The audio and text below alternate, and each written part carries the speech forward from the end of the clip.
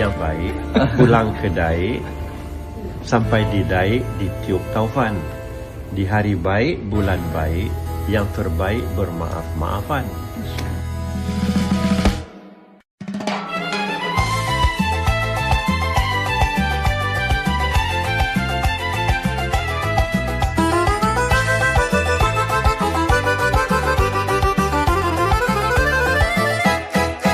Syawal menjelma, hati menyapa, takbir bergema menusuk jiwa. Melangkah mohon diampun dosa, tangan dihulur penuh makna. Ziarah jiran dan sahabat, rapatkan yang dulu lama terpisah. Dalam hati kita sepakat, jangan hidup bermusuhan arah.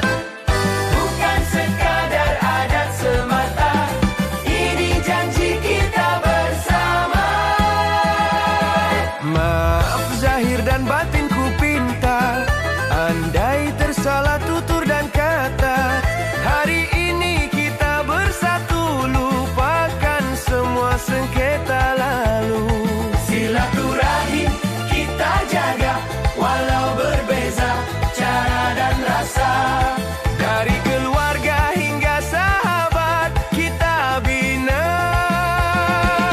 semula cinta. Di bumi ini kita bersama, berbeza tetap satu jiwa.